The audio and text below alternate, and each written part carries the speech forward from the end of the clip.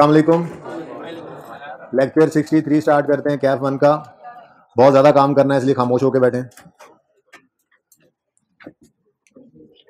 15 से 20 मिनट में ये हमने ख़त्म करना है। सीधी वाला सवाल, उसके बाद टाइम ही नहीं किया तो स्टेटमेंट ऑफ इक्विटी शुरू कर दिया। Issuance of share capital, dividend और पहली statement of change in equity हमने छोटी सी बना भी ली है। ठीक है, अच्छा जी। इस टॉपिक के अंदर जो छोटी मोटी रिवीजन रह गई हैं वो बीआरएस और मार्कअप मार्जिन की है। बीआरएस की एडजस्टमेंट मैंने इसमें करवा दी थी, जिसमें कुछ बातें मैंने डिस्कस कर भी ली हैं, और अब कोई 10 से 15 मिनट की एक रिवीजन रहती है, वो किसी भी वक्त कर लेंगे जब जरूरत महसूस करूंगा मैं। ठीक है, इस क्वेश्चन को कंप्लीट करते हैं। इस क्वेश्चन में एडजस्टमेंट 5 तक आपकी क्लास में हुआ था, 6 तक हुआ था। चलें 6 देखें फिर जी। 5 समझ आ गई थी सही? कोई मसला तो नहीं है? चलें, adjustment 6, discount received of 4100 was posted to debit of discount allowed. ये गलती है, पहले तो सही वाला काम कर लें। एडजस्टमेंट 6, डिस्काउंट रिसीव्ड की एंट्री क्या होती है जी? डिस्काउंट रिसीव्ड की एंट्री क्या होती है जी? बोलें। क्रेडिटर डिस्काउंट रिसीव कर लें, पहले वही करें। Creditor debit, discount received, income credit. आप जिससे कंफर्टेबल है लिख लें, वो कोई मसला नहीं। कितना था? 4.1। ठीक है, अब इस डिस्काउंट रिसीव्ड इनकम को काट के आप करते हैं जी, अब तो रवाज बदल गया है, अब हम इसको क्रेडिट किया करते हैं परचेजेस को ही। ठीक हो गया? अच्छा, उन्होंने क्या किया गलती से? Was posted to debit of discount allowed, यानी उन्होंने डेबिट कर दिया डिस्काउंट अलाउड एक्सपेंस को। ठीक है, क्रेडिटर के बारे में तो चुप है ना, तो फिर क्रेडिटर डेबिट हुआ 4.1 से, डिस्काउंट अलाउड एक्सपेंस हुआ डेबिट 4.1 से, क्रेडिट कुछ भी नहीं हुआ। लेकिन अब इस डिस्काउंट अलाउड एक्सपेंस को काट कर इसकी जगह लिख दें, रूल बदल गए हैं जी। अब IFRS 15 ने आके कहा इसको सेल्स में डेबिट किया करें। ठीक हो गया? ऐसे ही लिख लिया करें, डिस्काउंट अलाउड रिसीव्ड, जैसे आप कंफर्टेबल हैं वैसे बाद में कर ये दिया करें। ठीक हो गया? अच्छा, अब क्रेडिटर डेबिट होना था, ठहर जाओ मुझे सोल्यूशन तो ओपन करने दो, ये बड़ी मुसीबत होनी है। अब एक ही फाइल है, बार बार चेंज हो जाएगी, यानी कि एक ही चैप्टर है ना। ये देखें जी, क्रेडिटर डेबिट होना था, हो गया, कुछ ना कीजिए। परचेजेस क्रेडिट होनी थी, नहीं हुई, कर लें परचेजेस क्रेडिट। ये मैंने कहा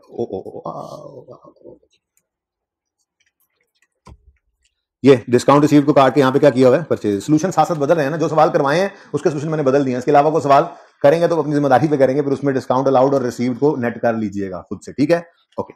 नेक्स्ट, क्रेडिटर पर सेल्स को डेबिट कर दिया है, गलत किया है, सही करना है तो सेल्स को क्या करेंगे? क्रेडिट। तो सेल्स क्रेडिट हो गई 4.1 से। अब सब कुछ ग्रीन हो गया है, तो फिर दूसरा इंपैक्ट कहां डाल दो? सस्पेंस। ठीक है जी, मैं ना प्रॉफिट की एडजस्टमेंट इस सवाल की आज करवाना भूल गया। खैर, अब नजर आ रहा है आपको, सेल्स क्रेडिट मतलब सेल्स बढ़ रही है, सेल के बढ़ने से प्रॉफिट बढ़ेगा। परचेजेस क्रेडिट, परचेजेस कम हो रही है, परचेज एक्सपेंस है, एक्सपेंस के कम होने से भी प्रॉफिट बढ़ेगा। और इसने जीपी का कहा था, सेल और परचेज दोनों जीपी से ऊपर आते हैं, तो किताब वाले सोल्यूशन में ये चेंज भी हो जाएगी कि ये अब जीपी को हिट करेगा। ठीक है, वो पुराना सोल्यूशन है जिसमें डिस्काउंट अलाउड और रिसीव नीचे आ रहे थे। खैर, ये मैं कल खुद करवाऊंगा ना प्रॉफिट की एडजस्टमेंट, तो वो भी करेक्ट कर लेना बाद में, फिलहाल एंट्रीज कर रहे हैं सिर्फ। ठीक है, नेक्स्ट, ये वाली एडजस्टमेंट की बात क्लास में हुई है जबानी। मैंने आपको कहा था कि अगर एसी बेचने वाला अपने शोरूम के अंदर एसी लगाना चाहे तो जो उसने डिस्प्ले में लगाए हुए हैं एसी, उनमें से एक निकाल के अपनी दीवार पे लगा के उसको उसकी ठंडी हवाएं एंजॉय कर सकता है, इसकी इजाजत है। लेकिन हमें एक एंट्री करनी पड़ती है कि अब एक चीज इन्वेंट्री से निकल के फिक्स एसेट में आ गई है। ठीक है, तो इस कॉन्सेप्ट को भी मैंने ना दूसरी क्लास के अंदर एक जगह पर लिख लिया था, जहां पे ना हम वो कर रहे थे, ये एंट्रीज कर रहे थे ना, ये एंट्री कि ट्रांसफर ऑफ इन्वेंट्री टू पीपीईओ जबानी बात हुई है, तो एंट्री क्या करो? फिक्स एसेट में ट्रांसफर किया ना इन्वेंट्री को।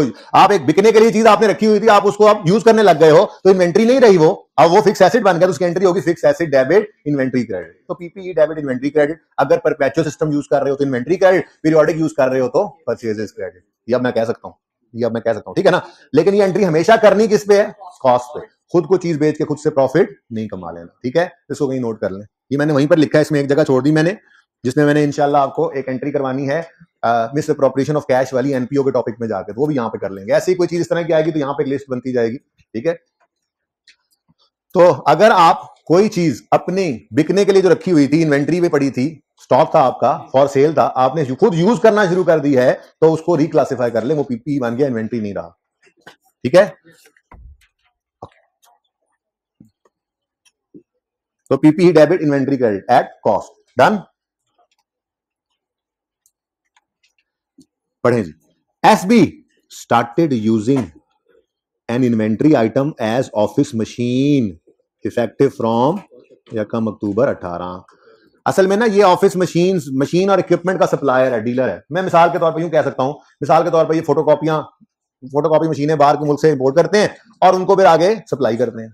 अब अपने दफ्तर में फोटोकॉपी मशीन की जरूरत पड़ेगी तो फिर साथ वालों से थोड़ी लेने जाएंगे, बस अपनी फोटोकॉपी मशीन निकालेंगे और इस्तेमाल करना शुरू कर देंगे। लेकिन अकाउंटिंग एंट्री करनी पड़ेगी, तो एंट्री क्या होगी?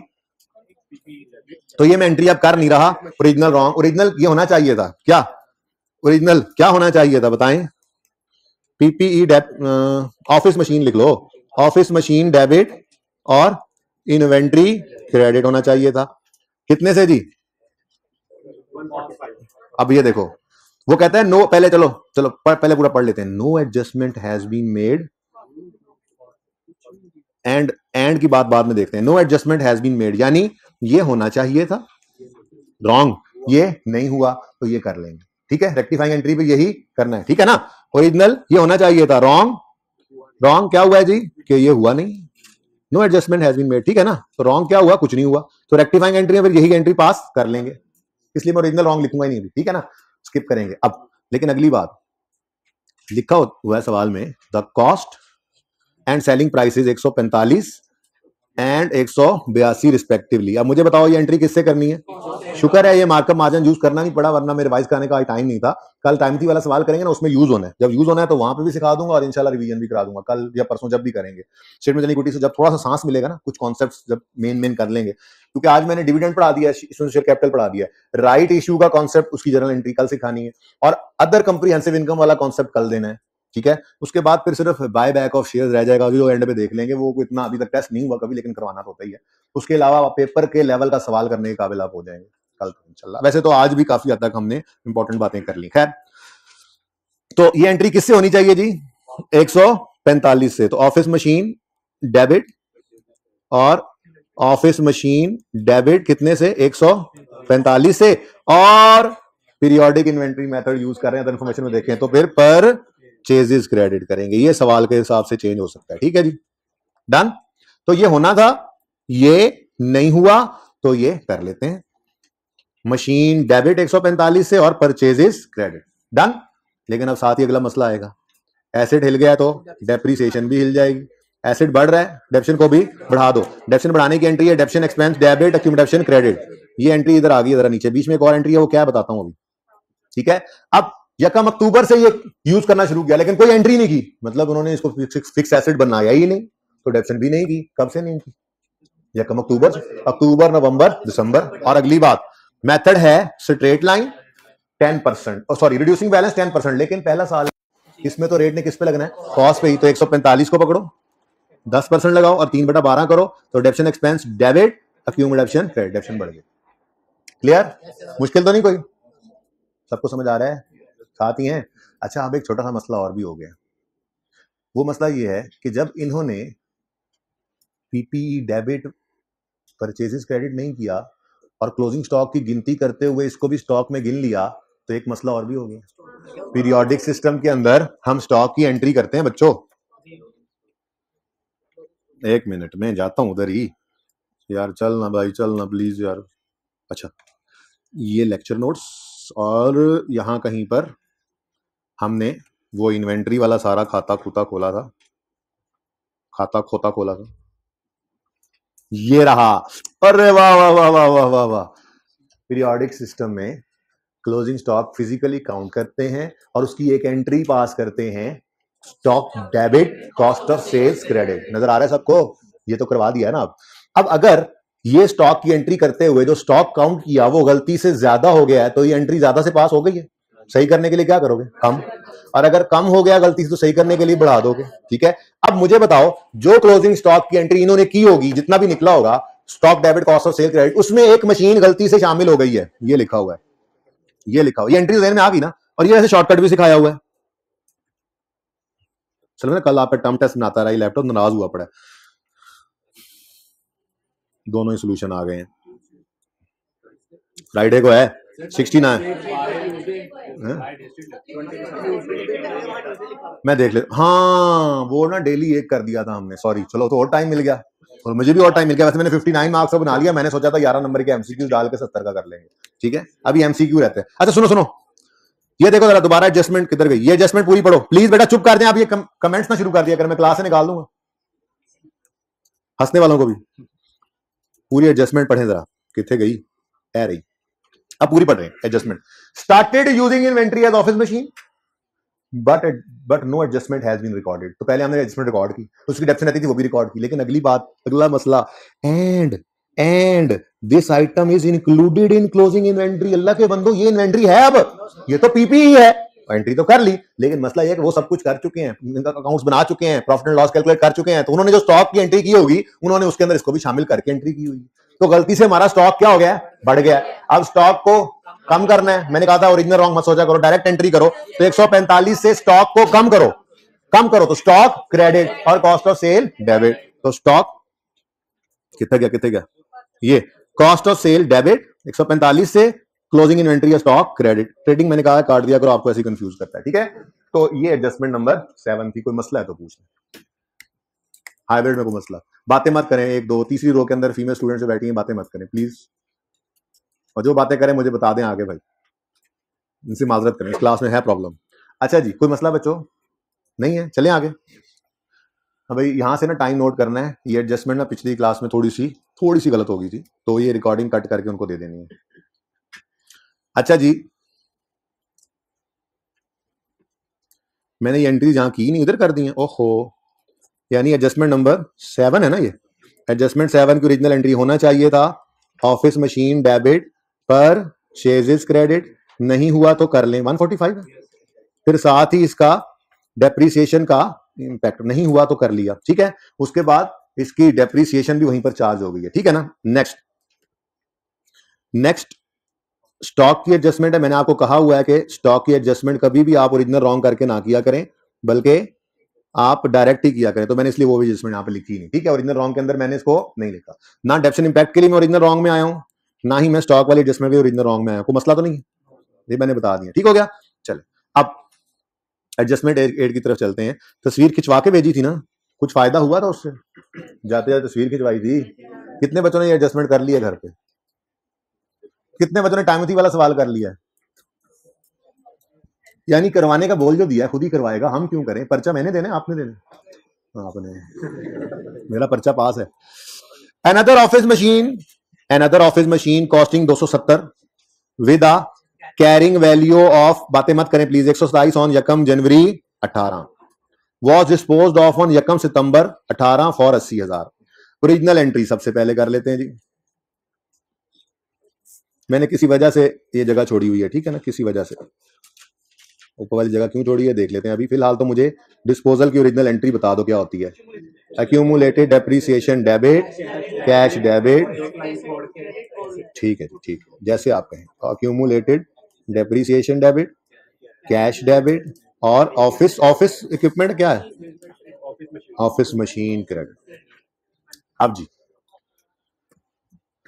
ऑफिस मशीन कॉस्टिंग 270, यानी कि हम क्रेडिट कर देंगे ऑफिस मशीन को 270 से।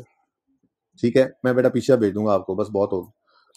Having carrying value of 127 on यकम जनवरी 18। अब ये मसला है, अगर ये कैरिंग अमाउंट यानी बुक वैल्यू दी होती ना यकम सितंबर 18 की, बिकने वाले दिन की, तो हम पता क्या करते, 270 माइनस 127 हमारी एक्यूमुलेशन आ जाती। पर मसला ये है, इसको जरा क्लोज करके लिख लूं, बाद में वर्किंग कर लेनी है हमने इसकी। 270 माइनस 127 करके जो एक्यूमुलेशन निकलनी है वो गलत होगी। क्यों? क्योंकि ये गलत है। ठीक है, ये क्यों गलत है? क्योंकि ये यकम जनवरी 2018 का है। अगर आपने एक्यूमुलेशन निकालनी है तो यकम सितंबर तक की निकालनी है। अगर यकम सितंबर की ये बुक वैल्यू होती है तो फिर सुकून से हम इसको माइनस करते, सिंपल सी एडजस्टमेंट होती। तो ये काम तो हम नहीं कर सकते। ठीक है, हम 127 को माइनस नहीं कर सकते। अब इसका मतलब हमें डेप्रीसिएशन इन 8 महीनों की भी निकालनी चाहिए। 8 महीने 31 अगस्त तक, और बोलो, और मेथड कौन सा है? Reducing balance. अब बुक वैल्यू यकम जनवरी 18 गिवन है तो अच्छी बात है ना, ये ओपनिंग बुक वैल्यू है तो इसी के ऊपर ही रेट लगा करता था, ठीक है। तो ओरिजिनल डेप्रीसिएशन 127 इंटू 10%, लेकिन लेकिन लेकिन 8/12 करना था। कितना? राउंडिंग नहीं करनी प्लीज, ठीक है। पिछली क्लास में राउंडिंग की थी तो क्लास वाले सोल्यूशन से मैच नहीं, बुक वाले से मैच नहीं किया ना, बच्चे कॉन्फिडेंस नहीं लेते। तो एग्जैक्ट फिगर बताओ। 8 पॉइंट नहीं, 127 के ऊपर ना बेटा, 8.84 आ गया, 8.46, ठीक हो गया जी। अच्छा, ये ओरिजिनल डेप्शन होना चाहिए, सही है। अच्छा, अब जब ये डेप्रीसिएशन चार्ज करेंगे तो हमारी जो डेप्रीसिएशन है इस वक्त, हमारी डेप्रीसिएशन एज ऑन यकम जनवरी 18 निकल सकती है। वो कैसे निकलेगी? वो कैसे निकलेगी? 270 की कॉस्ट है, 127 की एक्यूमुलेटेड डेप्रीसिएशन है, तो बता देंगे 143 की 127 की बुक वैल्यू, सॉरी, तो 143 की एक्यूमुलेटेड डेप्रीसिएशन बनती है यकम जनवरी 18 तक। लेकिन हम चाह रहे हैं एक्यूमुलेशन को आ जाए एज ऑन यकम सितंबर 18 या 31 अगस्त। तो फिर जितनी एक्यूमुलेशन यकम जनवरी तक है उसमें ये 8 महीने की डेप्रीसिएशन कर देंगे हम ऐड। कितना आया? 0.46। ये हमारी एक्यूमुलेशन आ गई एज ऑन 31 अगस्त 18 या यकम सितंबर 18। ठीक हो गया? बात समझ आती है? अब ये हमारी रिक्वायर्ड फिगर थी, इस तरह से निकली। डायरेक्ट 270 माइनस 127 करते हैं तो 143 आता है। वो 147 यकम जनवरी 18 का है, वो यहां डेबिट नहीं कर सकते थे, इसीलिए मैंने वहां पे लिखकर उसको काट दिया था। ठीक है, तो इसको वर्किंग 1 कहा हमने, और अक्यूमुलेटेड डेप्रीसिएशन वर्किंग 1 में हो गई डेबिट। कितने से?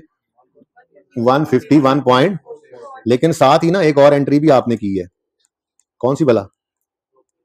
ये डेप्रीसिएशन की एंट्री भी तो करनी पड़ेगी ना बेटा। डेप्शन डेबिट एक्यूमुलेटेड डेप्रीसिएशन क्रेडिट 8.46 से, तभी तो डेप्रीसिएशन बेटा, नहीं रेक्टिफिकेशन, ये ओरिजिनल होना ये चाहिए था। रेक्टिफिकेशन तो बाद में करेंगे ना, अभी तो मैं कह रहा हूं ये होना चाहिए था। ये डेप्रीसिएशन चार्ज होगी तो एक्यूमुलेशन 143 से 151 पे आएगी ना। तो पहले मैंने इसलिए एंट्री की जगह ऊपर जोड़ दी थी कि ये देखो 8 महीने की डेप्शन चार्ज हुई और अब एक्यूमुलेशन जो है वो 143 से बढ़ के, ये ओपनिंग एक्यूमुलेशन थी, ये फॉर द ईयर 8 महीने की, तो ये क्लोजिंग जितनी डेट ऑफ सेल तक की जिस दिन की हमने निकालनी है। यहां तक वो मसला। अच्छा जी, कैश कितना आया था? 80,000 जी, तुसी ये लें जो। और लॉस है जी, बताएं कितना? 38.5। डन हो गया जी। अच्छा, अब ये तो होना चाहिए था। अब आगे उसने जो मून्स चढ़ाए हुए हैं वो देखते हैं। The sale proceeds were credited to अजनवा कम अक्यूमुलेटेड डेप्रीसिएशन अकाउंट। इसने यहां से, मेरी पिछली क्लास में ना एडजस्टमेंट थोड़ी सी गलत हुई है, इसलिए मैंने ये रिकॉर्डिंग कट करा के उनको भी देनी है यूट्यूब पे जी बच्चों। उन्होंने क्या कर दिया? कैश डेबिट और अक्यूमुलेटेड डेप्रीसिएशन क्रेडिट कर दिया तुस्सी से, ठीक है, लेवल ही कर दिया उन्होंने। और तो और रुके नहीं वो, और पता है क्या कर दिया उन्होंने? और पढ़ो पढ़ो पढ़ो पढ़ो पढ़ो। And whole year depreciation was provided on the machine, यानी डेप्रीसिएशन वरॉन्ग हो गई। अब वरॉन्ग डेप्रीसिएशन निकलने लगी है, बड़े ध्यान से देखना। क्योंकि बुक वैल्यू वाला मेथड है ना, रिड्यूसिंग बैलेंस मेथड है, तो 127 पर 10% लगाने की बजाय उन्होंने 127 में एक गलती की। पहले एक्यूमुलेशन क्रेडिट हो गया, क्या ख्याल है? अगर एक्यूमुलेशन क्रेडिट हो गया है तो बुक वैल्यू 127 तो नहीं लेने से भी कम हो जाएगी।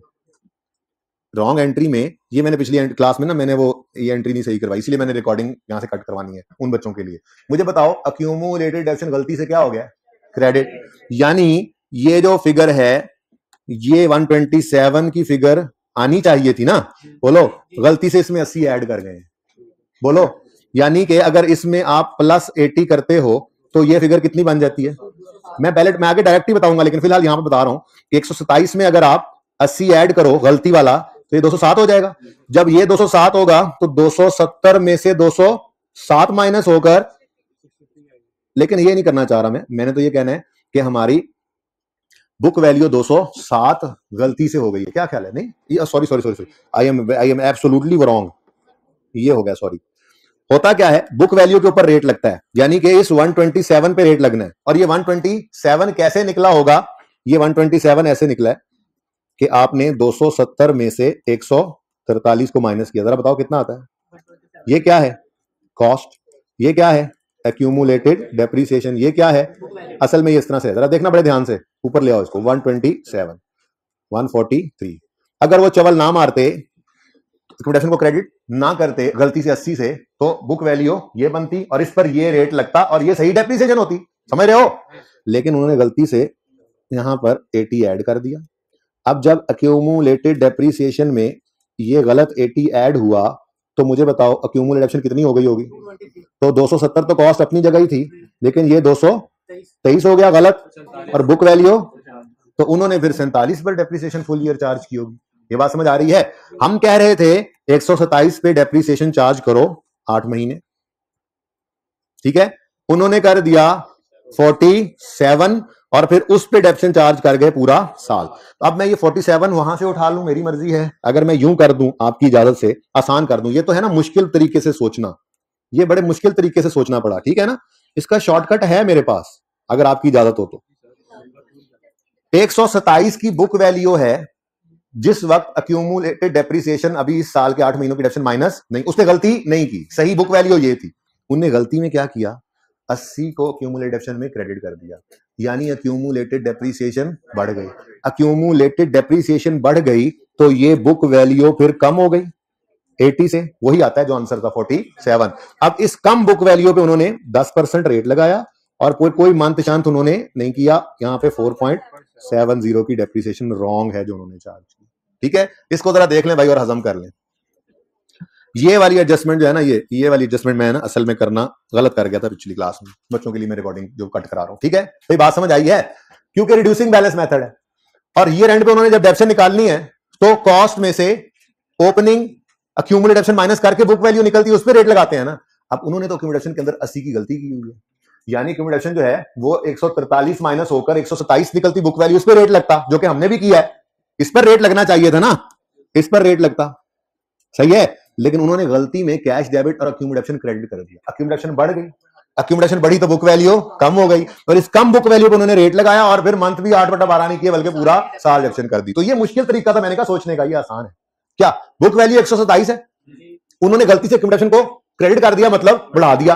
एक्यूमुलेशन बढ़ने से बुक वैल्यू क्या होती है? कम हो जाती है। तो ये है एक्यूमुलेटेड, सॉरी ये क्या है? Book value. और ये एक्यूमुलेशन का बढ़ना था। एक्यूमुलेटेड डेप्रीसिएशन बढ़ी तो बुक वैल्यू कम हो गई, ठीक है? और उस कम बुक वैल्यू को उन्होंने रेट लगा दी, ठीक है? समझ आ गई? किसी को भी समझ नहीं आई तो पूछ लें प्लीज, ठीक है? नहीं अभी नहीं भाई, पूरी एडजस्टमेंट पहुंचाने थे जब तक रेक्टिफाइंग एंट्री ना हो जाए। हमें भी कह रहे हैं बस स्टॉप कर दूं उन बच्चों के लिए जी। अब मुझे बताओ, होना चाहिए था 8.46 से डेप्शन एक्सपेंस डेबिट, लेकिन उन्होंने जो डेप्शन निकाली है वो 4.7 है, तो उन्होंने ये रॉन्ग एंट्री कर दी है, ठीक है? और बोलो तो depreciation expense debit accumulated depreciation credit उन्होंने कितने से कर दिया है? तो इंपैक्ट तो हम खुद ब खुद निकाल लेंगे ना जब अभी, ठीक है? अब यहां पे क्या करेंगे हम कहेंगे जी डेप्शन जो है वो शॉर्ट चार्ज हुई है। क्या ख्याल है? शॉर्ट चार्ज है, होनी चाहिए थी 8.46, हुई है 4.7 से, तो मजीद कोई डेप्शन चार्ज करना पड़ेगी ना। वो वैसे भी मैं ओरिजिनल एंट्री करके आया हूं, काम चल जाएगा। फिलहाल इसको छोड़ देते हैं, ठीक है? आ जाओ अब रेक्टिफाइंग एंट्री पास करें। बहुत मुश्किल है, देख लेना। अब सबसे पहले डेप्शन एक्सपेंस को पकड़ते हैं। डेप्रीसिएशन एक्सपेंस 8.46 से डेबिट होना चाहिए था और सारी ओरिजिनल एंट्री गई और 4.7 से गलती में डेबिट हो भी गया है। तो मजीद देखो इंपैक्ट खुद ब खुद निकल आया। इंपैक्ट खुद ब खुद, रॉन्ग एंट्री के अंदर मैंने वो डेप्शन डाल दी ना, हम कह रहे हैं ये होना चाहिए था, उन्होंने ये कर दिया है, तो ये ऑटोमेटिकली वही इंपैक्ट निकल रहा है। डेप्शन जितनी कम है, शॉर्ट है, वो निकल आएगी, ठीक है ना? चले छोड़े, मुझे बताएं डेप्शन एक्सपेंस को बढ़ा लो। ये कैसे बढ़ाया आपने जी? आपने कहा 8.46 से डेबिट होना था, गलती से 4.7 से चलो हो ही गया है, तो मजीद डेबिट कर दो 3.76, ठीक हो गया? नेक्स्ट, ये अब सही है सर्कस। एक्यूमुलेटेड डेप्शन क्रेडिट होना था और डेबिट होना था ओरिजिनल। अब इसको ना ऐसे करके लिख लेते हैं, पिछली क्लास में भी ऐसे ही किया था, सिर्फ एक काम सिर्फ नहीं किया था छोटा सा, वो जो 80 की गलती है उसको डेप्शन के अंदर लेकर नहीं आया था मैं, इसलिए मैं कॉपी करवाया, वो लेक्चर रिकॉर्ड करवाया, कट करवाया उनके लिए, बाकी तो सब सेम है जी। ये देखें, ये एक्यूमुलेटेड डेप्शन क्रेडिट हो रहा है और डेबिट हो रहा है। ओरिजिनल एंट्री में ये दोनों इंपैक्ट्स का असर, इन दोनों इंपैक्ट्स का असर ओरिजिनल एंट्री में क्या बनता है? बताओ, बोलो। बता नहीं सकते? नहीं बता सकते? देखो नहीं, यूं बोलो ना, क्रेडिट होना था 8.46 से और डेबिट होना था 151 से, तो नेट में क्या होना था, कितने से, 143 से एक्यूमुलेटेड डेप्रिसिएशन को डेबिट डेबिट होना चाहिए था। मैं क्यों अलग अलग लेके चलूं, नेट कर लिया, ओरिजिनल एंट्री में नेट बोल दिया, नेट नेट करके रेक्टिफाइंग करना आसान है ना, तो अक्यूमुलेशन ओरिजिनल एंट्री ये होना चाहिए था, अक्यूमुलेशन 8.46 से पहले क्रेडिट होना चाहिए था, डेट ऑफ सेल तक की डेप्शन वहां पे पहुंचनी चाहिए थी, फिर उसको डेबिट करना चाहिए था, तो मैंने नेट बोल दिया, कोई एतराज, नेट में 143 अक्यूमुलेशन क्या होना चाहिए था, डेबिट। रॉन्ग एंट्री क्या बता रही है कि 80 से, और किसको मैंने क्यों किया होगा 80 को मैंने हाईलाइट किसी और वजह से किया होगा, इसको जरा हटाए ना ताकि कलर सेम हो जाए जी, ये जी 80 से क्रेडिट और 4.7 से क्रेडिट, ये जरा थोड़ी सी चेंज है पिछली क्लास वाली की, जिसके लिए मैं ये कर रहा हूं सारा काम, और कट शट वाला 80 और 4.7 का मतलब 84.7, यानी इन दोनों इंपैक्ट्स का टोटल जो है नेट में अगर बोलूं तो वो क्या बन रहा है, 84.7 से अक्यूमुलेटेड डेप्रिसिएशन क्रेडिट क्रेडिट हो चुका है। अब इजी हो गया काम, ठीक है ना, और इंपैक्ट भी काफी उड़ गए, मैंने नेट करके बोला ताकि जिंदगी आसान हो जाए, ये समझ आइए सबको।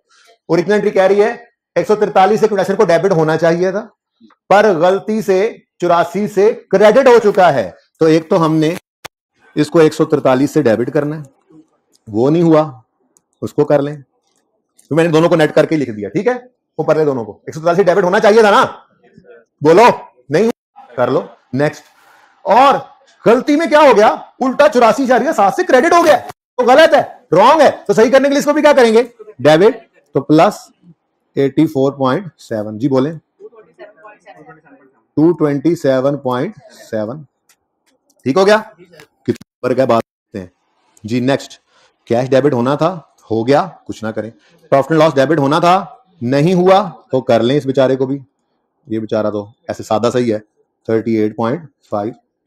फिर ऑफिस मशीन क्रेडिट होना था 270 से, नहीं हुआ, तो कर लें ऑफिस मशीन को क्रेडिट, कितने से, 270 से, ठीक है जी। ये थोड़ा सा मैंने दूसरी क्लास से चेंज कर दिया इसको, ठीक है, यहाँ पे ओरिजिनल एंट्री इसीलिए कर दी थी, वहां पे दिखाई नहीं कि जरा तफसीली एंट्री है, ठीक है बच्चों। अच्छा आप देखो ना, ये पूरे सवाल में एक एंट्री थी जिसने कोई शायद कैलकुलेशन में परेशान किया है, तो बाकी आसान नंबर भी तो होते हैं, इसलिए ऐसी एडजस्टमेंट होती है जो ना इससे पहले कभी आई ना इसके बाद कभी आई, आ गई एक दफा, कोई बात नहीं, बाकी सवाल भी तो पड़ा है, कितने नंबर का सवाल है, 15 नंबर का, 18 का, उसमें से आपके ख्याल में ना, आपके ख्याल में इस एडजस्टमेंट के 17.5 नंबर इसके होंगे और आधा नंबर बाकी सारे सवाल को, ये आप लोगों का जहनियत बता रहा हूं, नहीं भाई नहीं, अगर इस रेक्टिफाइंग एंट्री में 1 2 3 4 चीजें आ रही है ना, तो ये 2 नंबर की होगी, कैलकुलेशन ज्यादा है, 2 से 3 की हो जाएगी, तो बाकी सवाल तो यही है, ठीक है, तो 15 तो फिर भी मौजूद है, लेने वाले बनो, बाकी तो सवाल सारी एडजस्टमेंट करके देखिए, आसान ही, ठीक है, इतने भी देख लीजिए, ओह कहते की होया पे सेम है, जरा देख लो, पिछली क्लास में वो चेंज हो गया था थोड़ा सा, एंट्री भी चेंज हो गई थी, इसलिए मैंने कॉपी कर लिया, और एक तो ये जी 227.7 कर दिया आपने, 3760 है, 38 आ गया, 38, अच्छा 3760 डेप्शन का इम्पैक्ट आ गया, और 270, ठीक है जी, थोड़ा सा अभी भी मेरे ख्याल में कोई राउंडिंग का डिफरेंस है, खैर कहाँ 48 आना था, बस फिर 46 कराया, अब मैं नहीं बदल रहा, बाकी अब आप समझदार हो, ठीक है ना, 8.46 या 48 जो भी आपकी गलती है, एंट्री यही होनी है, इसको नोट फरमा लें, इस समय नोट कर लें, चले।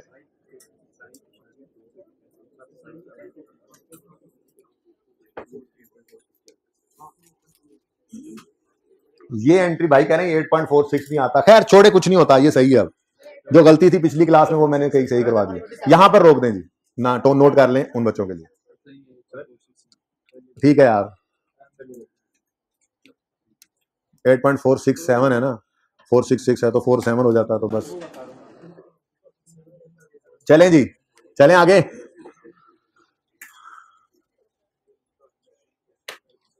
चलें आगे, नेक्स्ट, ये जी शुरू हो रहा है बीआरएस का एरिया, ये ऊपर वाली लाइनें ना मैं बाद में पढ़ाऊंगा, पहले ये देखें, सबसे पहले पॉइंट में क्या लिखा हुआ है, लिस्ट ऑफ अनप्रेजेंटेड चेक्स। तो सबसे पहले ये तो देखें कि अनप्रेजेंटेड चेक्स क्या होते हैं, हमें भूल तो नहीं गए। अनप्रेजेंटेड चेक्स किन्हें कहते हैं जी, कुछ याद है? जो बैंक में भाई कह रहे हैं पहुंचे ही नहीं है, चल के जा रहे थे पैदल। अनप्रेजेंटेड चेक्स भाई साहब, अनप्रेजेंटेड चेक्स इन चेक्स को कहते हैं जो हम इशू कर चुके हैं, हमने अपने क्रेडिटर्स को इशू कर दिए, वो लेकर हमसे चले गए। अब जाहिर है जब वो लेकर चले गए हैं तो उसकी एंट्री हमने तो पास करनी है ना, क्रेडिटर डेबिट बैंक क्रेडिट। यानी ये वो चेक्स होते हैं, ये वो चेक्स होते हैं जो credited by us, credited in cash book, credited by us, us का मतलब बिजनेस। बट लेकिन वो अभी आगे जाकर प्रेजेंट ही नहीं किया उन्होंने, वो पता नहीं जाके दराज में रख के भूल गए हैं, या 2-3 तो क्लियरेंस में भी लग जाते हैं, जो भी मसला है। वो जब तक चेक जाके जमा नहीं करवाएंगे उनको तो ये पैसे मिलने को नहीं और हमारे अकाउंट से ये कटने को ही नहीं है। ठीक है, तो हमने चेक क्रेडिट कर दिया अपने बैंक अकाउंट में से, कैश बुक में से, but not yet debited in the bank statement. लिख देता हूं, इन द बैंक स्टेट। ठीक है बच्चों, तो जो चेक्स हम क्रेडिट कर चुके हों, हमने गलत तो कुछ नहीं किया, बताओ, हमने चेक दिया, अगले के वाले किया, तो हमने एंट्री की क्रेडिट डेबिट बैंक क्रेडिट। एक अनप्रेजेंटेड अनक्रेडिट आज रिवाइज कर लेंगे ना, और फिर बीआरएस किसी वजह बाकी एक आधा सवाल भी कर लेंगे, वैसे जरूरत तो नहीं पड़ती लेकिन कर लेंगे। हमने चेक जब हवाले किया अगले के, तो हमने एंट्री पास की क्रेडिटर डेबिट बैंक क्रेडिट, यानी कैश बुक हमने क्रेडिट की। क्या कुछ गलत किया? नहीं। लेकिन बैंक डेबिट तब करेगा ना जब वो चेक लेगा बंदा। अब वो नहीं आया तो हम बैंक को क्या करेंगे, तू भी डेबिट कर कर कर, ऐसे कहेंगे? या खुद क्रेडिट किया हुआ जो है वो खुद डेबिट किया हुआ गलत है, ये सॉरी क्रेडिट किया हुआ गलत है, डेबिट कर ले वापस, हम वापस डेबिट कर ले, तो ये भी गलत है भाई। और बैंक को कह नहीं सकते, उसके पास पहुंचा नहीं है। तो आर्जी तौर पे ये एक फर्क तय करता है। हम क्रेडिट कर चुके हैं, बैंक स्टेटमेंट में अभी डेबिट नहीं हुआ। तो अनप्रेजेंटेड चेक वो चेक है जो, मेरी फाइल चले तो मैं बताऊं, ठीक है, अनप्रेजेंटेड चेक वो चेक है जो क्रेडिटेड बाय अस है लेकिन not yet debited by the bank. ठीक है, तो तौर पे इसको बीआरएस में रख लेते हैं। क्या करते हैं, ये जब बीआरएस रिवाइज कराऊंगा तब बता दूंगा, फिलहाल ये मसला नहीं है। फिलहाल ये मसला है कि अनप्रेजेंटेड चेक्स की जो लिस्ट है ना, लिस्ट, उसमें एक चेक पड़ा है जो कि हमने इशू किया था क्रेडिटर को ऑन 30 अप्रैल 18। इसमें कोई मसला नजर आता है? जी आता है भाई, आता है। ईयर एंड 31 दिसंबर 18 है और हम वहां पे पहुंचे खड़े हैं, अकाउंट से अकाउंट बन गए हैं। एक चेक आपने 30 अप्रैल को अगर किसी हवाई जहाज के हवाले किया था तो उसको चाहिए था कि वो 31 अक्टूबर तक उसे प्रेजेंट कर देता। मई, जून, जुलाई, अगस्त, सितंबर, अक्टूबर, 31 अक्टूबर की शाम तक 6 महीने पूरे हो जाते हैं। चेक की जिंदगी आपको पता है 6 महीने होती है, जो उसके ऊपर डेट पड़ी होती है उसके 6 महीने के अंदर अंदर वो प्रेजेंट हो सकता है, उसके बाद प्रेजेंट नहीं हो सकता। ठीक है, तो अब भाई साहब ने इस चेक को पता नहीं कहां रख के बुला दिया, प्रेजेंट नहीं किया। ये बात समझ आ रही है? प्रेजेंट नहीं किया कैसे पता लग रहा है? क्योंकि अभी भी वो अनप्रेजेंटेड के अंदर शामिल पड़ा है ना। अगर वो प्रेजेंट कर गया होता तो बीआरएस में डेबिट नजर आ, बैंक स्टेटमेंट डेबिट नजर आता, हम और इसको यहां से निकाल लेते। अब मसला ये है कि हमने लिस्ट के अंदर एक अनप्रेजेंटेड चेक रखा हुआ है जो 30 अप्रैल को एक भाई को दिया था और वो अभी तक लेकर नहीं आया क्योंकि अभी तक अनप्रेजेंटेड है। लेकिन अब अगर वो, हम 31 दिसंबर 18 में खड़े हैं ना, अब अगर वो लेके भी जाएगा तो बैंक ने उसके ऊपर पैसे नहीं देने। बैंक कहेगा आउटडेटेड, टाइम बार्ड। इस चेक को क्या कहते हैं जी? ये चेक टाइम बार हो गया है। ठीक है, तो टाइम बार्ड या आउटडेटेड चेक जो है उस पर पैसे अब इसको नहीं मिलने वाले। अब ये हमारे पास वापस आएगा, या तो हम उस पर डेट काट के नहीं कर देंगे, साइन करेंगे, या जो अच्छी अप्रोच, जो अच्छी प्रैक्टिस जो नॉर्मली होती है वो क्या होती है, वो चेक वापस लाएगा, हम उस चेक को कैंसिल करेंगे, फाड़ के फेंकेंगे, नया चेक उसको इशू करेंगे, ये ले जाओ अब, और हूं सुता ना रही, तेरी मेहरबानी। पैसे तो देने हैं ना भाई, जिसके पैसे देने हो तो देने। अब उसने किसी वजह से चेक जो है वो आगे पीछे कर दिया, वो पड़ा रहा अलमारी में, उसकी भूल गया वो, तो 6 महीने गुजर गए। अमीर आदमी था भाई कह रहे हैं, तो 6 महीने के बाद अब वो इस चेक के ऊपर जाके पैसे लेना चाहेगा तो नहीं ले सकता। तो इसलिए अब इस चेक को हमें क्या करना पड़ेगा, तो टाइम बार्ड चेक को क्या करना पड़ता है, रिवर्स करना पड़ता है। ठीक है, अब रिवर्सल की एंट्री तो हमने कभी सीखी नहीं। हम ये देखना है कि जब ये चेक इशू हुआ था तो हमने एंट्री की थी क्रेडिटर डेबिट बैंक क्रेडिट। अगर ये अब टाइम बार हो गया है तो फिर इसको कैंसिल कर दें, हो जाएगा रिवर्स। नेक्स्ट, एक और भी यहां पर पड़ा है चेक जिसकी डेट तो 30 दिसंबर थी, इसी लिस्ट में पड़ा है, लेकिन भाई मसला ये है which was handed over to the creditor on 6 जनवरी। मेरे बच्चों, उस्तादों ने आपको इंट्रो में बताया होगा। कितने बच्चे ऐसे जिन्होंने इंट्रो में, जिन्होंने बीआरएस नहीं पढ़ी, उधर हाथ खड़ा करें। ये उनकी रिवीजन चल रही है, अनप्रेजेंटेड अनक्रेडिटेड, जो 2-4 हाथ है। और जब बीआरएस का टॉपिक में जाकर रिवाइज कराऊंगा तो वो मुकम्मल जितनी रिवीजन चाहिए हो जाएगी। सुनो, वैसे ये बातें समझ आ रही हैं, आसान बातें हैं, ठीक है ना। ये सिखाना ही, जब बीआरएस की रिवीजन करते हैं ना, अनप्रेजेंटेड अनक्रेडिटेड चेक्स बताते हैं, वही बता रहा हूं, समझो, ठीक है। अच्छा, अब मेरे बच्चों, जब तक चेक क्रेडिटर के हाथ में ना पकड़ाओ, तब तक आप ये नहीं कह सकते कि जा भाई प्रेजेंट कर दे। चेक आपने लिख के अपनी दराज में रखा हुआ है, ठीक है, और कह रहे हैं अनप्रेजेंटेड है, वो गया नहीं है। हद होगी यार, आपने चेक पे डेट तो 30 दिसंबर डाली, लेकिन अपने दराज में रख लिया, 31 दिसंबर को उसके हवाले किया ही नहीं। अब आप कह रहे हो क्रेडिटेड बाय अस, लेकिन भाई तुम गए नहीं। वो कह रहा हो भाई मुझे चेक दोगे तो मैं जाऊंगा। इसका मतलब असल कहानी, ये कभी कभार होता है, ये नॉर्मेलिटी है, वरना जिस दिन चेक लिखते हैं उसके हवाले कर देते हैं। लेकिन एक बात याद रखना, जिस दिन चेक लिखा जाता है उस दिन की एंट्री नहीं, असल में ये होता है कि जिस दिन अगले के हवाले कर दिया। तो इस दिन चेक लिख लिया तो अपनी रफ कॉपी में तो लिख सकते हो कि ये उसके लिए हमने चेक बना के रख लिया है, लेकिन इसकी डबल एंट्री नहीं कर सकते थे। तो ये भी गलत है। अगर 6 जनवरी को आपने अगले साल उसके हवाले किया है तो एंट्री होनी चाहिए थी 6 जनवरी को, क्रेडिट डेबिट बैंक क्रेडिट, लेकिन आपने अभी कर दिया। कैसे पता चल रहा है? कैसे पता चल रहा है कि आपने एंट्री कर दी? हो सकता है ना की हो सकता है ना की हो। अनप्रेजेंटेड की लिस्ट में ऐसे नहीं आ जाता भाई, जहाज मत बनो। अनप्रेजेंटेड चेक बनता ही तब है जब क्रेडिटेड बाय अस हो, not debited in the bank से, तब वो अनप्रेजेंटेड के स्टेटस पे आता है। तो आपने क्रेडिट किया तो ही वो अनप्रेजेंटेड है ना, अभी वो डेबिट नहीं हुआ। और डेबिट क्यों नहीं हुआ? अभी उसके हवाले ही नहीं किया। तो 31 दिसंबर तक अगर आपने इसके हवाले नहीं किया था तो 31 दिसंबर पे एंट्री होनी नहीं चाहिए थी, एंट्री तो होनी चाहिए थी 6 जनवरी को। इसका मतलब है इसको भी क्या करो, टू बी रिवर्स। अब ये दोनों चेक्स क्रेडिटर वाले हैं। जब इश्यू किया था तो एंट्री की थी creditor debit bank credit, reversal की एंट्री क्या होगी? बैंक डेबिट क्रेडिटर क्रेडिट, ये दोनों चेक्स आ गए। ठीक हो गया जी, डन। नेक्स्ट, ओ यार ये डिपॉजिट्स इन ट्रांजिट क्या होते हैं? तो डिपॉजिट इन ट्रांजिट जो है, ये आपके उस्तादों ने वहां पे बताया होगा, ये डिफरेंट नेम्स यूज होते हैं अनक्रेडिटेड चेक्स के लिए ना, ठीक है। तो अनक्रेडिटेड चेक्स का ही दूसरा नाम है deposit in transit, uncredited cheques. जी ये क्या बला होती है जी? अनक्रेडिटेड चेक्स कौन से चेक्स होते हैं जी? जो हमें कस्टमर ने लाकर दिए, हमने जमा कराए, अभी हमारे अकाउंट में पैसे आए नहीं है, यानी डेबिट। जब देखो हमें कस्टमर से चेक आता है ना, तो हम उसकी एंट्री पास करते हैं बैंक डेबिट डेटर क्रेडिट, और फिर छोटे को भेजते हैं जा यार ये बैंक में जमा करा। अब जमा कराएगा तो मिसाल के तौर पे, मिसाल पे कह रहा हूं, हमने 30 दिसंबर को भेजा ये चेक जमा कराने। अब 31 दिसंबर या कम जनवरी, 2-3 दिन क्लियरेंस में भी लग जाते हैं। मिसाल के तौर पे, हम सुस्त लोग नहीं है, हम तो अपने आप को ये कहेंगे ना, हम तो सुस्त लोग नहीं, ठीक है। तो अनक्रेडिट चेक्स वो चेक्स हैं जो हमने डेबिट करके बैंक में भेज दिए थे, लेकिन अभी तक वो क्लियर नहीं हुए, पैसे हमारे अकाउंट में आए नहीं है। तो ये वो चेक्स हैं जो डेबिटेड बाय अस, डेबिट मतलब कैश बुक में, बैंक अकाउंट जो हम बनाते हैं उसमें डेबिट, वो बैंक स्टेटमेंट में क्रेडिट होता है ना वो, ठीक है। तो डेबिटेड बाय अस हैं, डेबिटेड बाय अस हैं, but not yet credited in bank statement. ठीक हो गया जी, तो सही है। तो ये दो चीजें आज आपने रिवाइज कर लीजिए। अनक्रेडिटेड चेक्स कौन से होते हैं? जो डेबिटेड बाय अस होते हैं, not credited in bank statement होते हैं। ठीक है, सही है ना। अच्छा, अब इसके बारे में क्या फरमा रहे हो? कहता है list of deposits in transit यानी uncredited cheques include a cheque dated 15 January का चेक, 15 जनवरी से पहले एंट्री नहीं हो सकती इसकी। ये अगर दे गया है ना कोई 15 जनवरी, इसको पोस्ट डेटेड चेक कहते हैं। बंदा आया दिसंबर में, 15 जनवरी की डेट डाल के देगा, पैसे आ जाएंगे, ये लो उस दिन जमा कराओगे। तो आप इसको रफ रजिस्टर में तो लिख सकते हो कि बशीर आया था, पैसे चेक दे गया, लेकिन 15 जनवरी की डेट का है, 15 जनवरी से पहले उसकी एंट्री नहीं कर सकते। लेकिन आपने भी तो नहीं की, कर दी कि नहीं की? कैसे पता कैसे पता कैसे पता?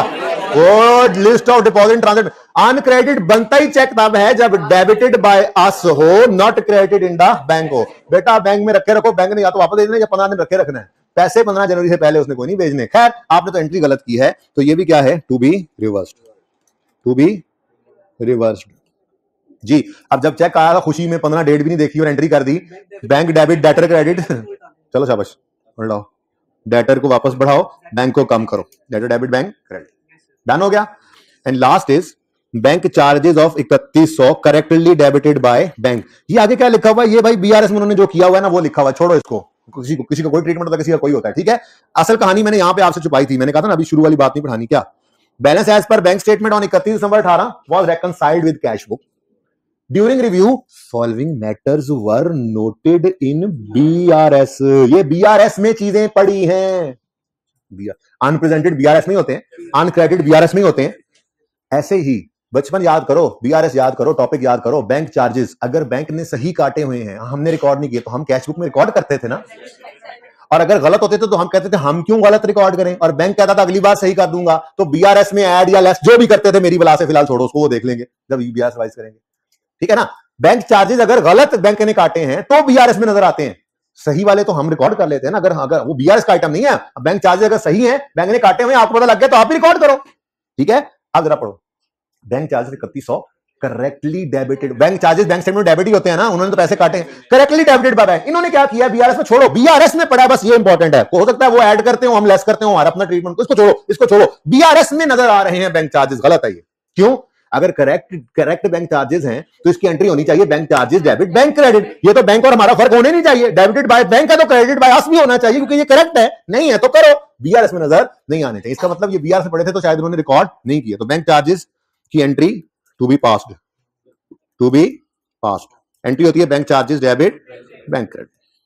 ये इंशाल्लाह ये कल करेंगे, क्योंकि इसके अंदर अब कुछ चेंजेस भी हैं और सेल्स वगैरह भी आ गई है ना, ठीक है। ये अब कल करेंगे। तो ये सवाल मेरी तरफ से अब पूरा है, कोई क्वेश्चन है तो पूछ लें।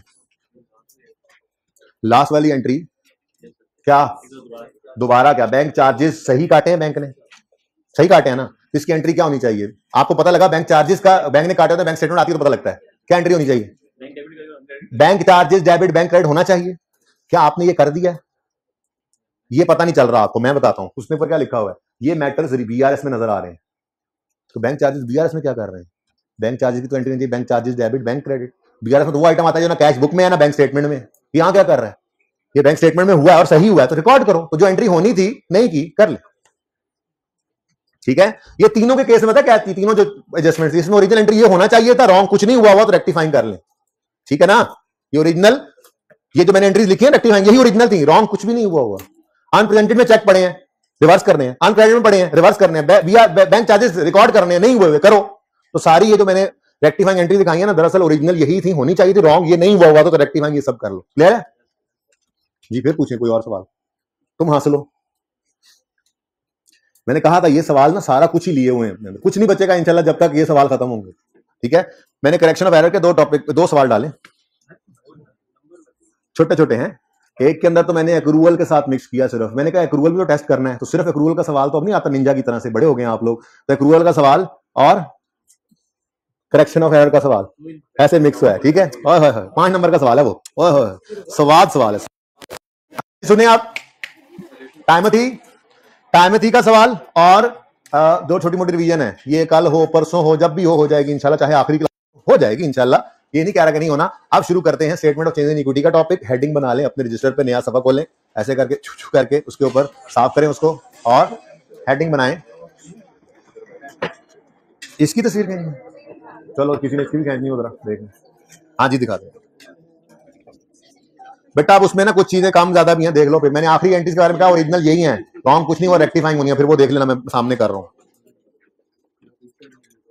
यहां से काम शुरू हुआ है आज।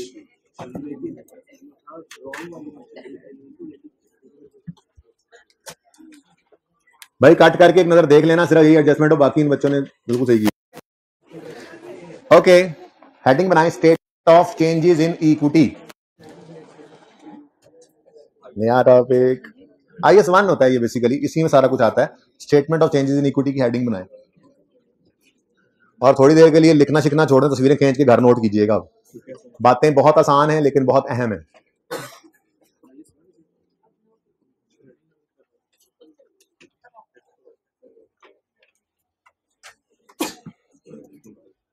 बस हो गया। अच्छा बच्चों, सुभान अल्लाह, ये सही है, रिकॉर्ड बन जाता है।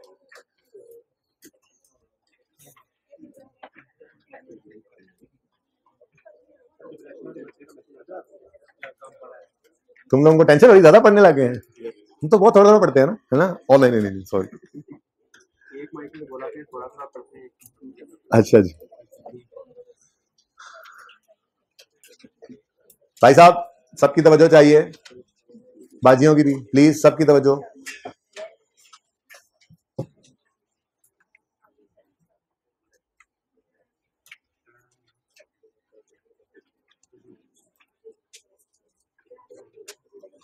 ओए होए होए होए होए, कुछ याद है?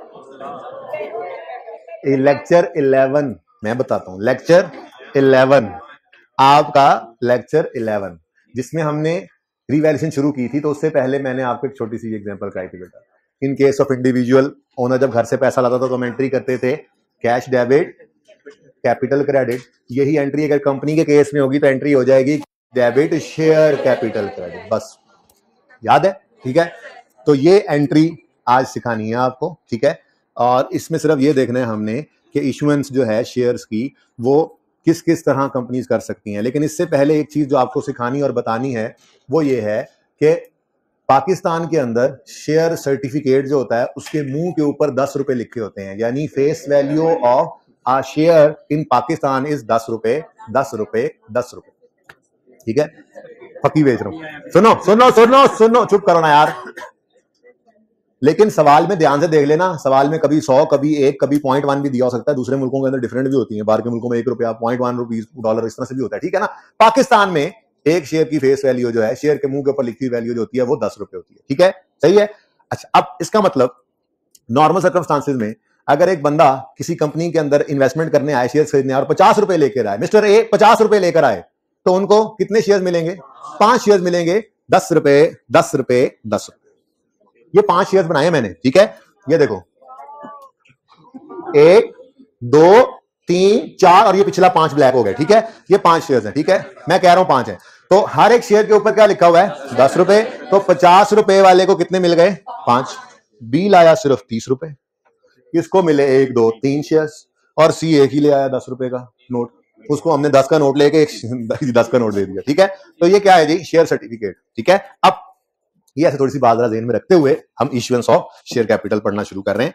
इश्यूएंस ऑफ शेयर कैपिटल में नॉर्मल सबसे पहले एट पार वैल्यू, जिसको फेस वैल्यू भी कहते हैं। पार वैल्यू फेस वैल्यू का दूसरा नाम है, ठीक है। नॉमिनल वैल्यू फिर कभी बताऊंगा, अभी 2 नाम तो देख लो, पार वैल्यू या फेस वैल्यू। साथ साथ नोट मत करें जी, जरा देख लेना, ये सारा कुछ होना है। ये की इश्यूएंस आनी है, फिर आप बैठे होंगे मुंह उठा के, ठीक है।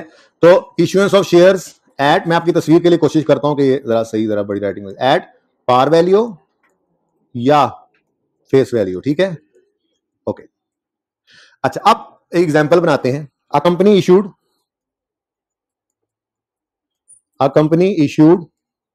50 शेयर्स। नंबर ऑफ शेयर्स कितने इशू किए इन्होंने? At rupees 10 each, at rupees 10 रुपए का एक शेयर इन्होंने इशू किया। जो इशूअर होता है ना, उसको पैसे आते हैं। ये शेयर्स इशू करेंगे, प्रिंटिंग मशीन ऑन करेंगे, शेयर्स निकलेंगे, शेयर्स जो है वो बाहर पट्टे पे लगा के बैठेंगे, लोग आएंगे, पैसे देंगे, ये इशूअर जो है वो उनको शेयर्स देगा। तो जो शेयर इशू करता है उसको कैश आता है, ठीक है। At rupees 10 each, face value is rupees 10 each. Face value भी क्या है जी? 10 रुपए ही है, ठीक है। अब जर्नल एंट्री क्या होगी? Simple, very simple journal entry, ठीक है। जर्नल एंट्री हो जाएगी, अभी इधर ही रख लेते हैं, फिर उठा लेंगे ऊपर इसको,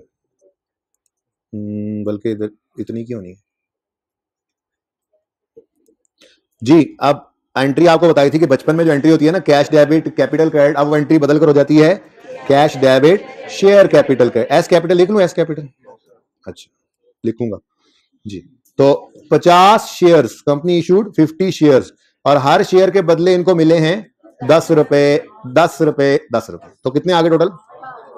तो एंट्री करेंगे 500 से cash debit share capital credit, ठीक हो गया जी।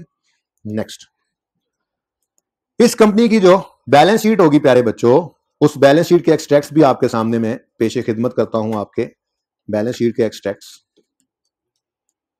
तो शेयर कैपिटल इक्विटी में आता है, तो बैलेंस शीट में इक्विटी वाले पोर्शन में नजर आएगा शेयर कैपिटल, ठीक है। 500 को मसला सिंपल। अच्छा, अब कभी कभी ऐसा होता है कि कोई मजबूत कंपनी होती है ना, वो अपनी 10 वाली चीज 15-20 की भी बेच लेती है। जैसे मिसाल के तौर पे होंडा वाले कहें आज से हम एसी भी बनाएंगे, होंडा एसी, तो आप लोगों ने क्या हो गया, बना सकते। तो आप लोगों ने अगर इन्वेस्टमेंट करनी है तो हमारी इस कंपनी में आके इन्वेस्टमेंट करें, हम नया कारोबार शुरू कर रहे हैं। तो होंडा का एक नाम है, ठीक है, तो लोग अच्छा समझते हुए इसकी तरफ भागेंगे कि देखो भाई ये मजबूत कंपनी है, अच्छी गाड़ी बनाती थी, अब एसी भी अच्छा ही बनाएगी और इनमें प्रॉफिट्स आएंगे।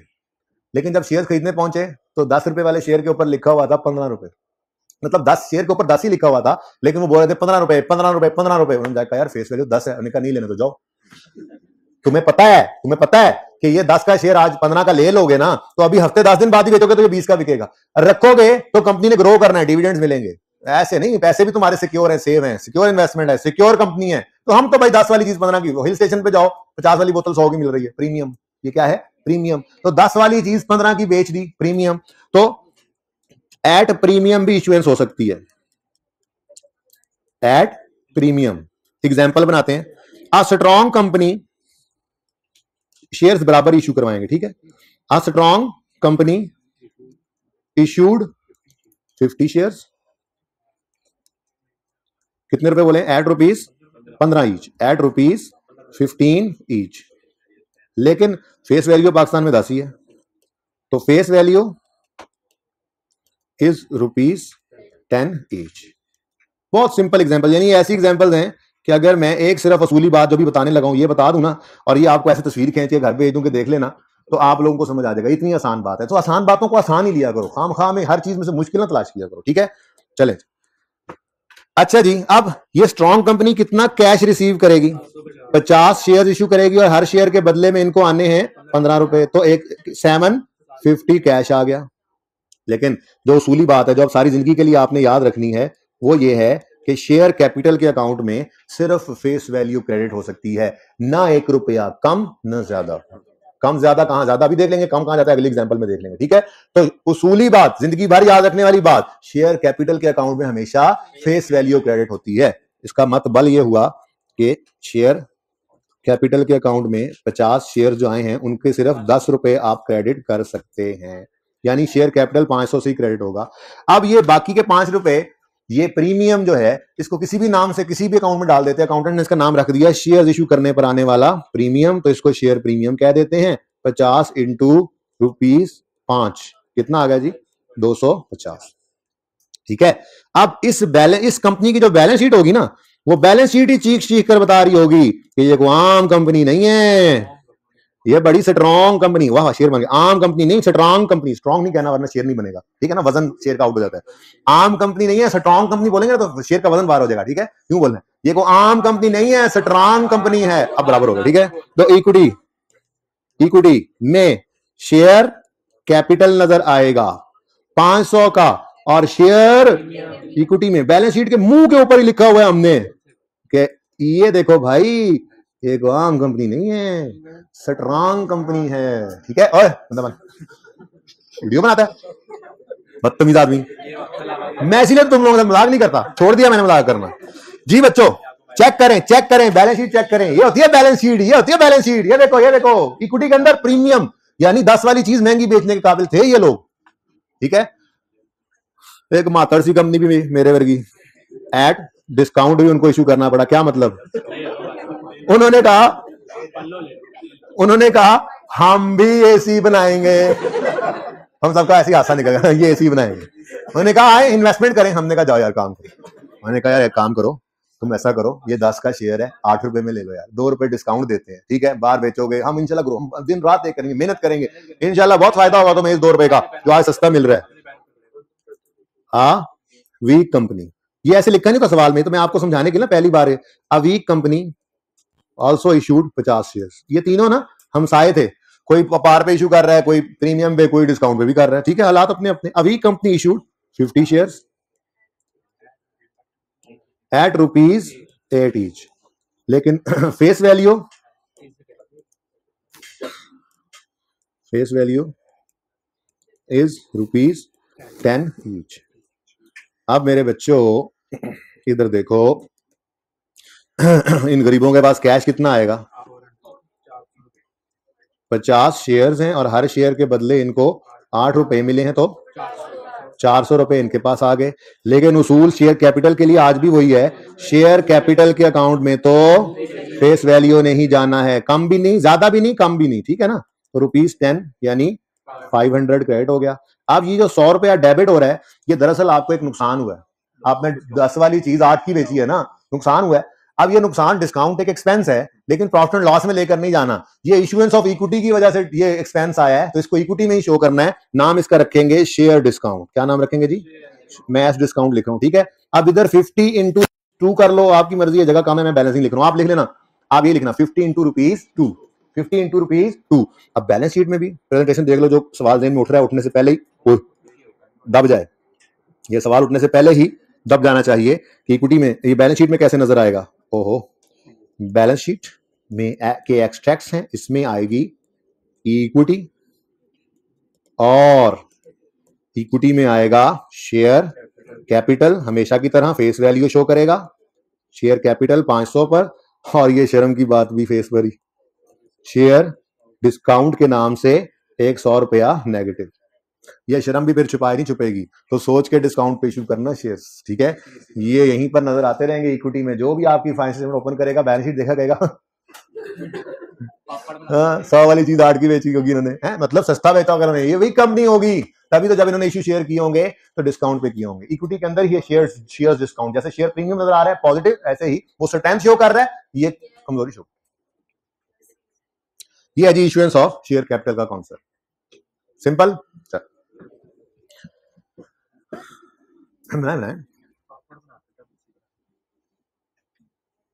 भाई को बहुत जोर से बात काफी देर से, आज पापड़ बनाते थे, अब एसी बना। यार ये पकड़ना जरा, उस्ताद पढ़ी यार, वो तस्वीरें खींच लें तब तक। सॉरी, काफी है, आप ले लो, आप भी ना ले लो, ये पानी।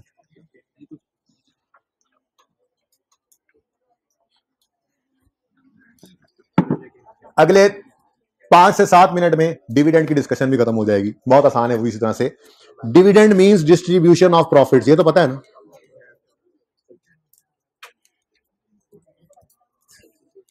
ये खामोश ही हो जाए तो बेहतर है, बाहर निकालने से नुकसान हो जाएगा। डिस्ट्रीब्यूशन ऑफ प्रॉफिट्स, खामोश हो जाए बच्चों, तंग ना करें आसपास वालों को। अच्छा जी सुने बेटा, चुप कर जाए, छोटे बच्चों प्राइमरी थे, बस कर दो। अच्छा जी, 2 क्लासिफिकेशन आपको मैंने पढ़ानी है, टाइम और टाइप, ठीक है। टाइप मुश्किल, टाइप में डबल एंट्री यहां पे होती है, लेकिन एंट्री मुश्किल नहीं है, ठीक है। मैं इसका नाम बाद में लिखता हूं, पहली टाइप का नाम बाद में लिखता हूं, पहले एंट्री करता हूं।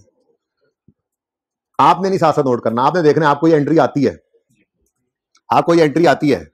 मुझे बताएं, बचपन में जब आपका ओनर बिजनेस से कुछ चीज ड्रॉ करता था, कैश ड्रॉ करता था, तो उसकी क्या एंट्री करते थे? ड्रॉइंग्स डेबिट कैश क्रेडिट, वो ड्रॉइंग्स कैपिटल के अकाउंट में आ जाती थी, ठीक है। तो आज अगर ओनर प्रॉफिट्स ड्रॉ करेंगे, तो फिर पहले मैं लिख रहा हूं ड्रॉइंग्स डेबिट, वो जो बचपन वाली एंट्री, इसी ट्रांजिशन लेते हैं ना, ठीक है। ड्रॉइंग्स, आपने बोला ड्रॉइंग्स डेबिट, और कैश क्रेडिट हम करते होते थे, ठीक है। इसको भी जरा छोटा करके लिखे, ये भी बदल जाना है, ठीक है जी। ये एंट्री बचपन में आपने सीखी थी। मैंने आपको कहा था कि कंपनी के केस के अंदर ड्रॉइंग्स से लफ्ज बदल के हम कर रहे हैं डिविडेंड, ठीक है। ड्रॉइंग्स बदल के क्या हो जाएंगी? डिविडेंड। तो लफ्ज ड्रॉइंग्स इस्तेमाल नहीं करेंगे, ये नजर आता रहे इसलिए मैंने ये पतला वाला मार्कर इस्तेमाल किया। ड्रॉइंग्स की बजाय हम क्या कहा करेंगे इसको? डिविडेंड। डिस्ट्रीब्यूशन ऑफ प्रॉफिट्स ही है जी, ठीक है, तो डिविडेंड, ठीक है। और अगली बात, ओनर्स जो है ना वो काफी सारे हैं, कंपनीज के जो ओनर्स होते हैं वो hundreds of thousands of owners होते हैं। तो ये भी मुमकिन नहीं होता बच्चों कि जिस दिन डिविडेंड अनाउंस हो सारे के सारे उसी दिन आके अपने पैसे ले जाएं। तो इस एंट्री में थोड़ी सी और चेंज लानी पड़ेगी हमें। ड्रॉइंग डेबिट कैश क्रेडिट से डिविडेंड डेबिट कैश क्रेडिट की समझ तो आती है ना। अब कैश सारे का सारा इसी दिन क्रेडिट हो नहीं जाता, ये कोई एक ओनर तो होता नहीं है कि सोल प्रोप्राइटर तो आया और ले गया, हम एंट्री कर लें। हमने कहा आ जाओ भाई डिविडेंड ले लो। अब पीटीसीएल के पता नहीं कितने हजारों में जहां वो ओनर्स हैं, शेयर होल्डर्स हैं। अब कोई कभी आ रहा है, कोई कभी आ रहा है, कोई 6 महीने बाद, कोई 2 महीने बाद, कोई साल बाद, कोई उसी दिन आके सवेरे सवेरे के जी मैंने तो दो, मैं सब्जी लेने जाना है। तो डिफरेंट टाइम पे डिफरेंट लोग आएंगे। इसका मतलब आज हम कैश सारा क्रेडिट करें तो ये तो गलत हो जाएगा। कैश क्रेडिट कैसे कर सकते हैं? सारे के सारों को तो आज पेमेंट नहीं हो जानी, इसलिए एक छोटी सी चेंज और करनी पड़ेगी। नहीं शेयर कैपिटल, हमें ये कैश की बजाय डिविडेंड पेएबल क्रेडिट करना पड़ेगा। और फिर जैसे जैसे ये लोग आते जाएंगे वैसे वैसे इनको डिविडेंड देते जाएंगे। डिविडेंड पेएबल, ठीक है बेटा। अच्छा जी, सौती हालात को खामोश रखा करें। डिविडेंड, अच्छा सुने जी, ये बात समझ आती है अब? एंट्री कैश कैश की एंट्री नहीं, देखें ड्राइंग्स डेबिट कैश क्रेडिट करते थे, हमने कहा नहीं जी डिविडेंड डेबिट कैश क्रेडिट कर लो, फिर हमने कहा नहीं जी सारे आ नहीं जाते इसलिए dividend debit dividend payable credit कर लो, यहां तक वो मसला। अच्छा, अब जब बचपन में आप ड्राइंग्स रिकॉर्ड करते थे तो उसको फिर कैपिटल के अकाउंट में हमने यहां पे लिखा हुआ था, लेकिन मैंने जब ये सिखाया था ना आपको, इसलिए ये ओपन किया हुआ है, कोई नई चीज नहीं। तो मैंने कहा था ड्राइंग्स की बजाय लफ्ज इस्तेमाल होगा डिविडेंड, और डिविडेंड नजर आया करेगा रिटेन्ड अर्निंग्स में, रिटेन्ड अर्निंग्स में, और रिटेन्ड अर्निंग्स को क्या किया करेगा, डेबिट। डेबिट उस सवाल में रिटेन्ड, उस सवाल में डिविडेंड था नहीं, होता तो हम उसको डेबिट कर लेते। अगली बार बच्चों को वहां पर डिविडेंड पढ़ा देना। खैर चले, नहीं वैसे यही ठीक है, ये ठीक है जी। तो इसका मतलब ये जो डिविडेंड का डेबिट होना है, ये दरअसल हम डेबिट करेंगे रिटेन्ड अर्निंग्स में, ठीक है। तो ये हमारी कैश डिविडेंड की एंट्री थी। किसकी एंट्री थी जी, कैश डिविडेंड की एंट्री ये होती है, dividend debit dividend payable credit, और ये डिविडेंड डेबिट हुआ करता है रिटेन्ड अर्निंग्स। देखना तो देख लो, ये देखो retained earnings debit dividend payable, balance sheet की लायबिलिटी में क्रेडिट। डन, ठीक हो गया। अच्छा, अब कभी कभी ऐसा होता है शेयर होल्डर्स प्रॉफिट्स मांगने आ जाते हैं कि बांटो, तो शेयर होल्डर्स को राजी करने के लिए पैसे नहीं पड़े होते, तो एक फनकारी लगाते हैं डायरेक्टर्स। वो फनकारी क्यों मैं बाद में बताता हूं, लेकिन वैसे उनको डिविडेंड्स तो बांटते ही हैं, यानी डिविडेंड तो डेबिट हो ही जाता है, ठीक है। डिविडेंड डेबिट, डिविडेंड डेबिट कहां होता है, ये हमेशा के लिए आप याद रख ले, डिविडेंड रिटेन्ड अर्निंग्स में डेबिट हुआ करता है, क्योंकि ये डिविडेंड क्या है, डिस्ट्रीब्यूशन ऑफ प्रॉफिट्स। तो रिटेन्ड अर्निंग्स को तो डेबिट कर दिया। अब जब उनको कहा कि ये पकड़ो अपना डिविडेंड, तो जब कैश की दराज खोली तो मिसाल के तौर पे कैश नहीं पड़ा था। ऐसे नहीं होता कि उस वक्त दराज खोलते हैं, वैसे मतलब समझा रहा हूं, ऐसे जरा कहानी बना रहा हूं। जब कैश की दराज खोली तो पैसे नहीं पड़े थे। अब डायरेक्टर्स ने कहा क्या करें, उन्होंने कहा प्रिंटिंग मशीन ऑन करो, नए शेयर्स निकालो, इनको मुफ्त में बांट दो, और नहीं ये कहना कि यार अभी कैश नहीं है, शेयर्स ले लो, चाहो तो बाहर जाके बेच दो, रख लोगे तो अगली बार डिविडेंड जब हम देंगे तो इस पे भी मिलेगा, शेयर्स बढ़ गए, ओनरशिप बढ़ गई विदाउट एनी कॉस्ट एडिशनल। तो रिटेन्ड अर्निंग्स तो डेबिट हो गई, लेकिन क्या कैश क्रेडिट हुआ है, क्या दराज से कैश निकाल के दिया उन्होंने, नहीं, नए शेयर्स इश्यू कर दिए, और नए शेयर्स इश्यू होने पर शेयर कैपिटल क्या होता है, क्रेडिट। प्रीमियम पे हो, डिस्काउंट पे हो, फेस वैल्यू पे हो, शेयर जब भी इश्यू होंगे शेयर कैपिटल क्या होगा, क्रेडिट। अब शेयर कैपिटल क्रेडिट होकर यहां पर तो कैश आ रहा था, लेकिन यहां पे कोई कैश नहीं आया, शेयर कैपिटल क्रेडिट हुआ है और ये प्रॉफिट बांट दिए हैं। तो बोनस डिविडेंड इसको कहते हैं, क्या कहते हैं जी, bonus dividend, bonus shares, bonus issue, different names है, बाद में देख लेंगे। फिलहाल बोनस डिविडेंड की एंट्री होती है रिटेन्ड अर्निंग्स में डिविडेंड डेबिट और शेयर कैपिटल क्रेडिट, ठीक है। और हमेशा के लिए ये बात याद रखना, always pass this entry with face value. ये नहीं करना कि इसको प्रीमियम श्रीमियम वाला या डिस्काउंट ना, always pass this journal entry with face value, ठीक है जी। ले जी, ये दो डिविडेंड की टाइप्स हैं, बस यही दो एंट्रीज हैं जी डिविडेंड की, बस यही दो एंट्रीज हैं। पहली कैश डिविडेंड की एंट्री है dividend debit dividend payable credit. कैसे मैंने डिराइव की ये भी मैंने आपको बता दिया, ठीक है जी। Dividend debit dividend payable credit, done हो गया जी। नेक्स्ट बोनस डिविडेंड की एंट्री है। बोनस डिविडेंड की एंट्री क्या है जी, इसको भी इसी जगह से कर लेते हैं, रिटेन्ड अर्निंग्स में डिविडेंड डेबिट और शेयर कैपिटल क्रेडिट, और ये एंट्री हमेशा किससे होगी, बस ये ही दो डिविडेंड की टाइप्स हैं जी, ठीक है। यहां तक कोई मसला नहीं होना चाहिए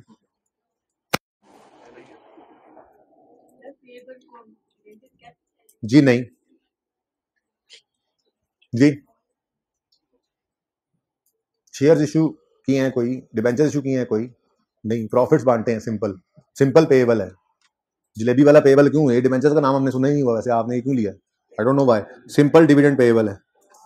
ओके, जब बारी आएगी तो देख लेंगे इसको भी जी।